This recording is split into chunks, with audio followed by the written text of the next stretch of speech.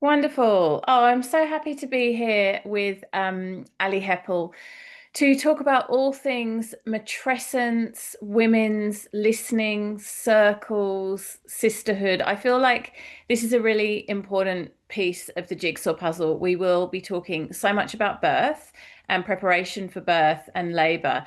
And so often what gets neglected is the part afterwards. I often Mm. use the analogy of a wedding. It's like we put so much time and energy into planning the wedding, and then afterwards, guess what? You're married to that person.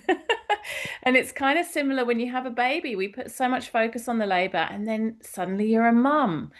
Um, Mhm. and I know an area that you really specialize in and you're really passionate about is matrescence. So, do you want to tell us a little bit how you got into this work, a bit about you, and then we can dive into talking Mhm. about matrescence in more detail? Yeah. Thanks for having me, Katie. So I'm Ali and I am a mum of two boys. I have a 5-year-old, almost 6-year-old, and a 3-year-old. And I was a speech pathologist for 10 years before I got into this work. So my first matrescence actually catapulted me into a deep dive into other things and other, trying to find out who I was and what I wanted to do and the change in values and everything. And I just followed the breadcrumbs and watched as my bookshelf turned into like all sorts of things around motherhood and postpartum and found two teachers that I wanted to be, learn under. And that one was Julia Jones, so it was postpartum doula training. And the other was Dr. Sophie Brock, who does motherhood studies. And so a year, I think it might have been 18 months postpartum with my first baby, I started those. I actually went back to work um, and while also then enrolling in these two courses and just like by the end of his second year of life, I was a postpartum doula, a motherhood studies practitioner, and a women's circle facilitator. So I sort of just completely deep dived and That must changed. have been a very busy year. I was so busy, so busy. And of course, babies don't sleep at that time either. So I'm like jumping, I vividly remember like going and trying to put him to sleep and then coming back and getting on the Zoom calls and, all of that stuff that Juggle, mm, juggle. yeah, exactly. So yeah, that's a little bit about my journey, I guess, and where And I've what do you come think it is from. that really called you to that? Like what, because I do think it's a calling. Birth work and Mm. matrescence work it's something that kind of calls us rather than us kind of going and seeking it out. What do you think for you was that thread? I think um oh, there's a few things. I think when you're in it, you kind of don't know exactly where it comes from. And I definitely felt like that for me. I really was just like following what was of interest and that sort of thing. But now when I look back, I really see like one of my biggest passions in this area is really around like supporting mums to like know that this is a normal transition and that lots of the things that we're feeling are actually really normal and not to pathologize it. And my mum had postpartum depression. My sisters both had it. My sister-in-law all before I was a mum. And I think I just really saw it either as pathologized or like you're flying beautifully through motherhood and nothing changes and you just have the baby on the hip and that's that kind of thing. And so I think what was really the pull for me was like noticing that there was so much normal, um, and like that there was and who was talking about it. And Mm. I couldn't see anybody in my life talking about it. I didn't have examples of that in my life. And yeah, and I think I also do really feel like part of it is conditioning, I think, but I've really been a carer. I'm a caring, like that's who I am. And I think so, like I chose to be in allied health and to care for people in that way. And I feel like it just felt like just like a natural kind of unfolding, I guess, almost, and a more aligned version of me as well. Yeah. Yeah, Mm, I totally get that.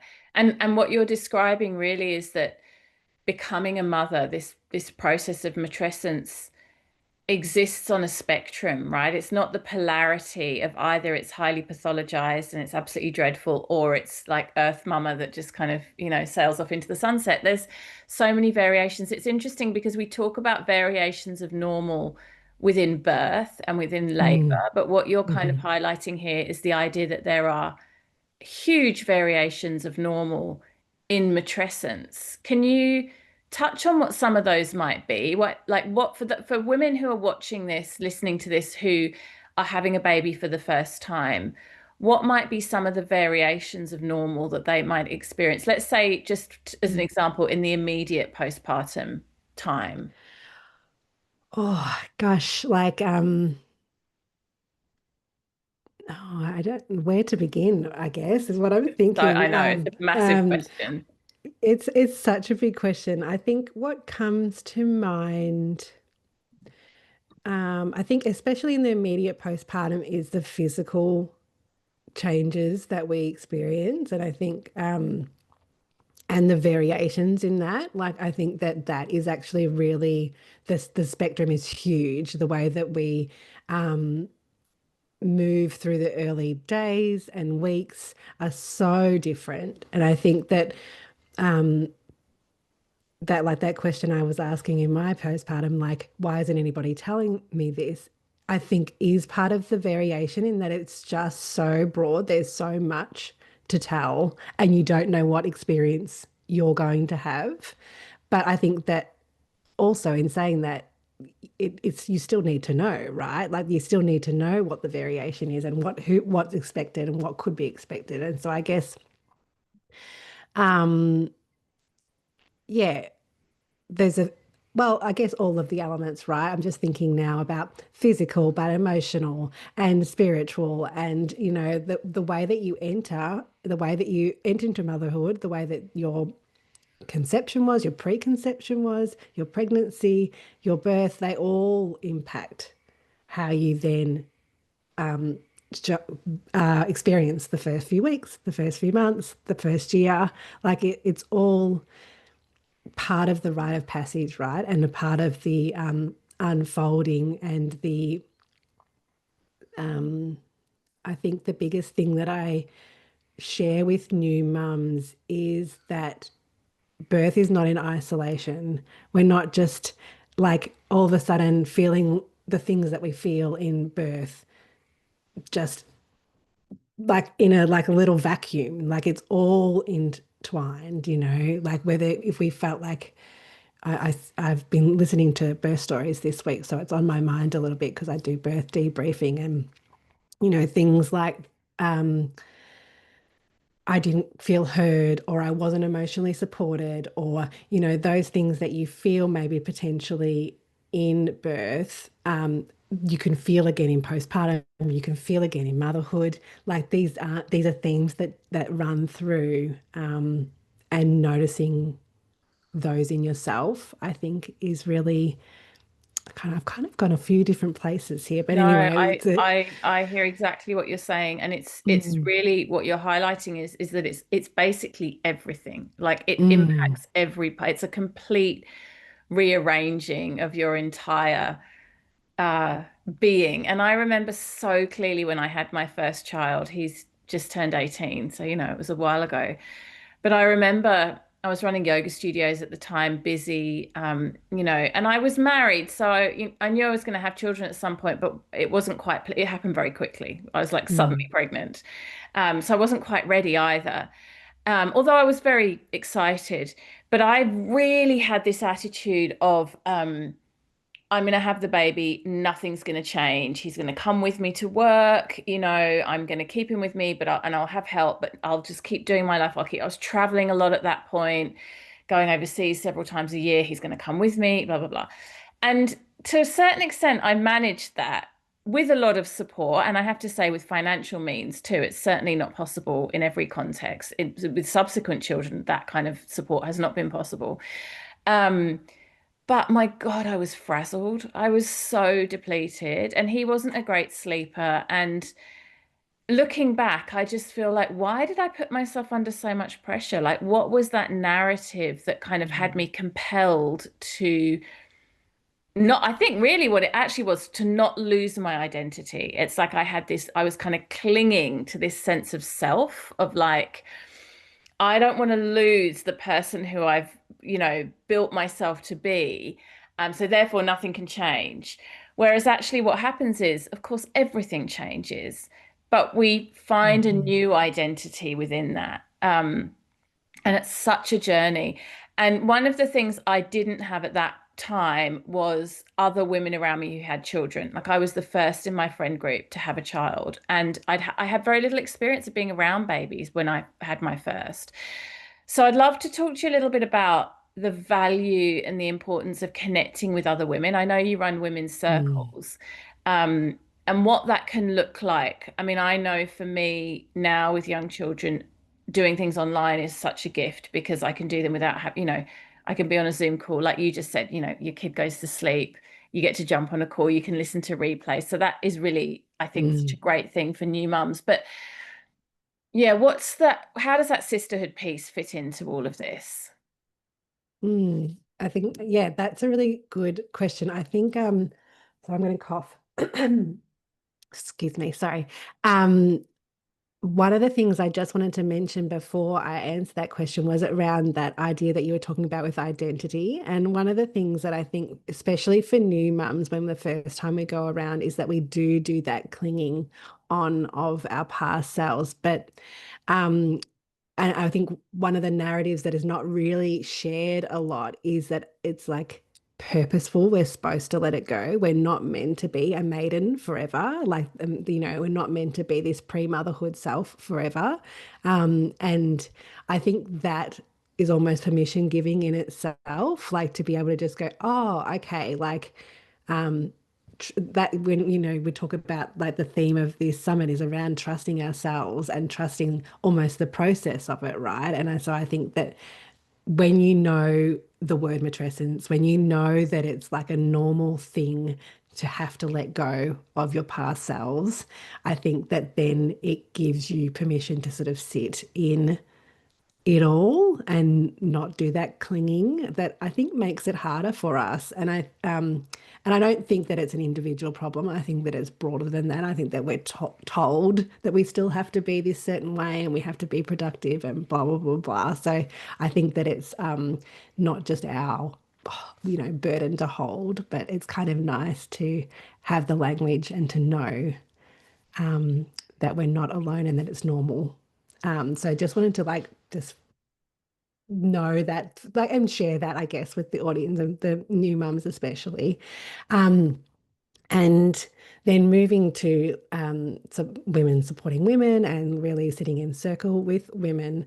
I've hold pregnancy circles and mother circles over the last few years, and the biggest thing that I have found and watched and in myself as well as in the women that I sit with is really that like when we're given spaces to sit um, in silence, in reflection, our intuition bubbles and we can actually start to listen to ourselves and to what we need, what we want, and and yes, and I guess again, like start to trust ourselves in that. And I think that that's what I really found in pregnancy circles. I found being able to not only the things like not knowing you're not alone, that there's other women moving through this, that it's, that the stories that they're sharing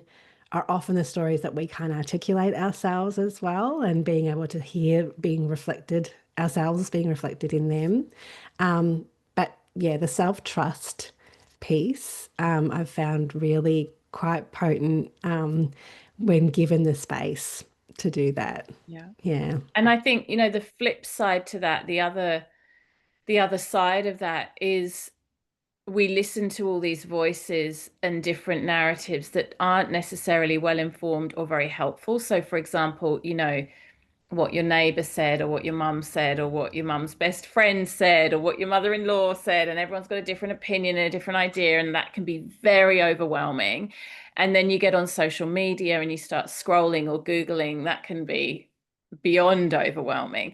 And then we kind of Yeah. lose ourselves all over again, because it's kind of like, I don't know what I'm meant to be doing here. And it could be something really simple, like maybe you're dealing with a sleep situation, or you're introducing solid food for the first time to your baby, and it's just like this whole world of decision making to navigate, and so many strong voices. And so what you're describing is, when you feel witnessed, when you feel heard, when you feel seen, you actually, it sort of ironically has this effect of allowing you to go back inside and kind of reorient towards self-trust and towards an inner knowing, Hmm. rather than this just sort of cacophony of voices that really derails us. And Yeah. I've Yeah. noticed it's been really interesting actually for me. I don't think I've ever put this together quite so clearly, but just listening to you talk, because I've had 5 children over nearly 20 years. When I had my first child, the noise was quieter because we didn't have, I mean, the internet just about existed, but it was nothing like it is now. And so it was more inner circle and kind of books, and like just less information actually. But in Mm. some ways that was quite good, because now, like when I had my fifth child, I was like, oh my goodness, it's just, even actually putting together this summit, it's like there's so many voices and there's so many ideas and there's so I'm like, oh my goodness, how do I compartmentalize, or how do I cherry pick? Like, it's a lot to move through. Hmm. And people tend, when it comes to birthing and parenting, to have very strong opinions, and that can be quite overwhelming too. I'm curious to ask you, given all this study that you did, what that felt like for you. Like, what was your journey of sort of learning to trust yourself as a mother? How did that unfold, especially in the Mm. light of all the study that you were doing as you were kind of in those formative years with your first child? Mm. Oh, it was such a, yeah, it was quite the journey really because I was when I was pregnant, I was working full time as a speechy. I was very much like in the productive move, move, move kind of world, and just being like, I can still do this. Like I'm pregnant, but I can still do this. Like, like that kind of attitude. Um, Even like so far as like I presented at a conference in a different state when I was like 7 months pregnant. And I was just like, I can do this. This is all fine. And I'm like, remember having to ask for a chair because I was so breathless, because you're just breathless when you're pregnant, right?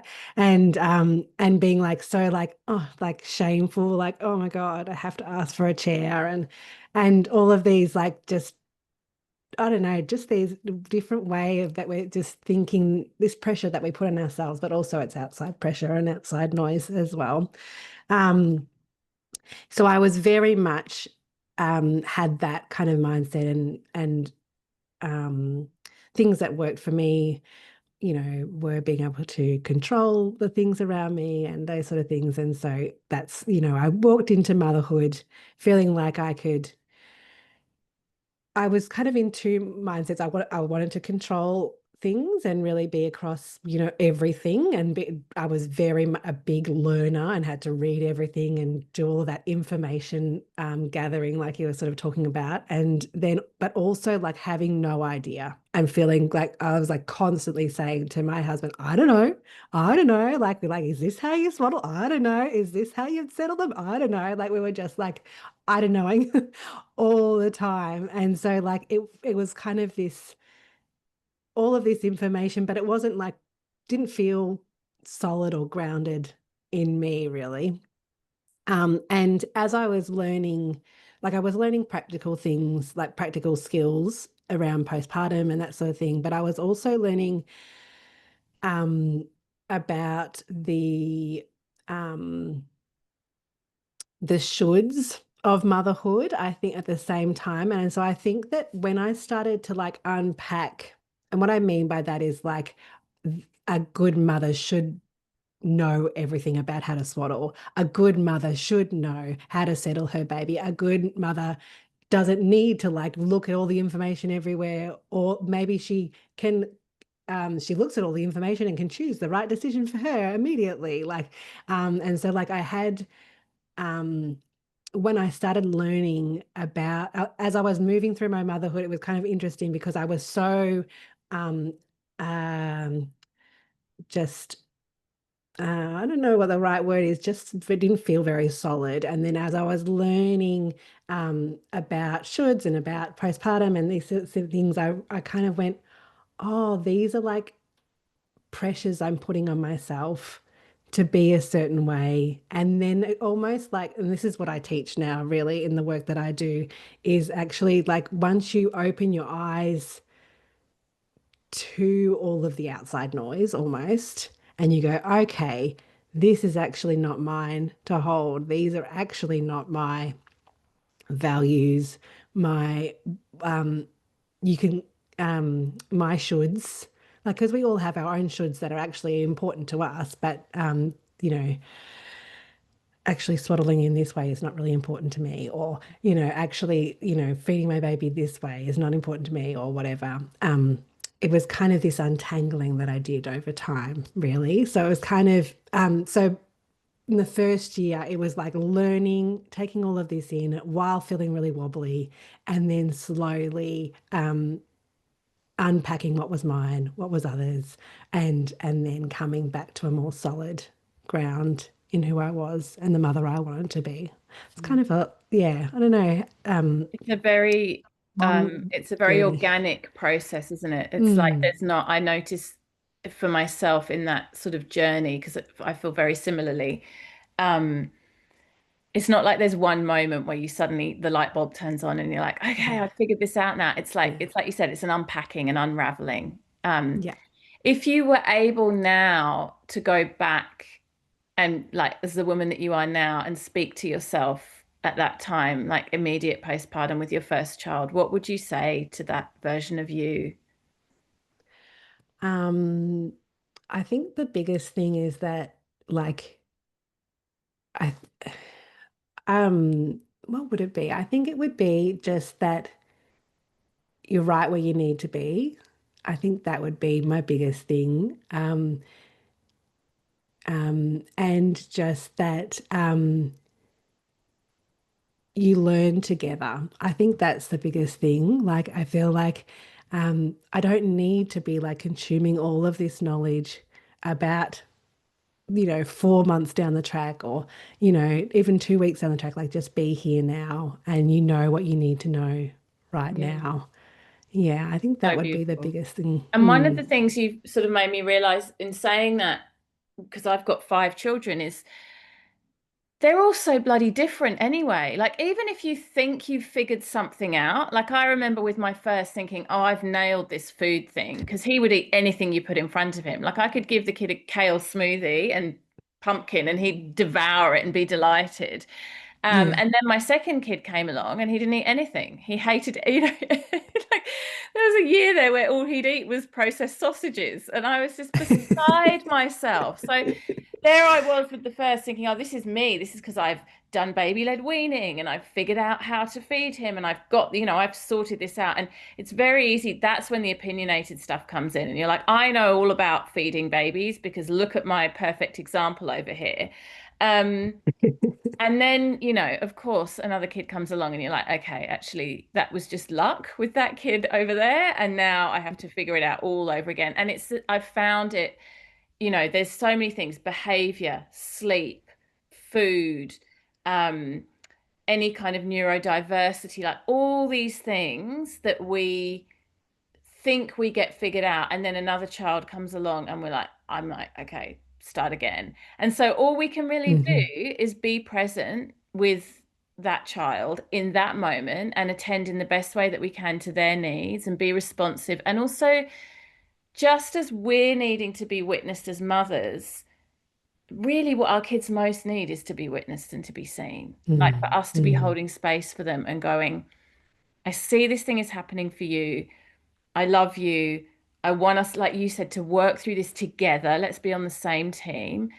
And also, I don't know, we're working it out together. It's Yeah, such a beautiful way of approaching motherhood instead of, I've got to fix it. What's the solution? And also, where's the expert? Where's the expert? Let me outsource this because I don't know can so quickly lead to I need help. Whereas actually, what you're describing is the I don't know could allow us to just be in the messy middle and kind of figure it out, and it's so beautiful. It's so, and that's a trust, that's a self-trust piece. That's when you really yeah. feel, okay, I'm just trusting myself. And I think if anything for me, having had a bunch of children, if there's anything that has got easier or that I've learned, it's that kind of don't stress about what's going to happen in a year's time, 2 years time, Mm.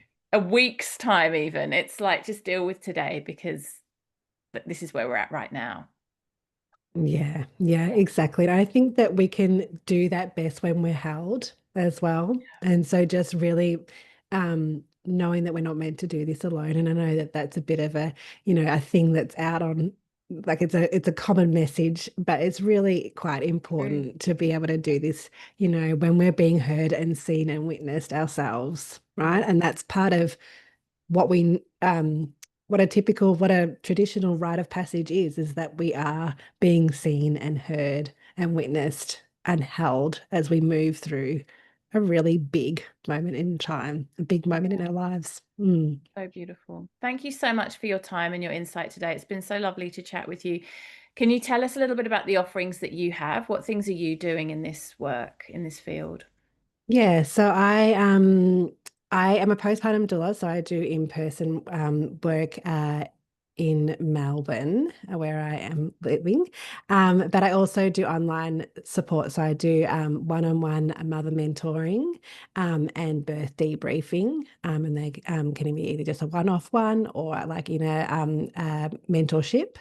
And I also do on an online program when I've just closed the doors for, but we'll open again another time. And that's called Mother Medicine. And that's for really unpacking all those shoulds, for coming back to your inner voice, closing out those external noises like we've all talked about today, and just coming back to your values and who you are and the way you want to mother. So they're my big sort of Incredible. offerings. Beautiful Yeah. offerings. I love that name, Mother Medicine. That's so beautiful. Thank you, Thank Ali. you. Thank you so much for Thank you. spending this time with me today. It's been so lovely to chat. It's been so great. Thanks, Katie.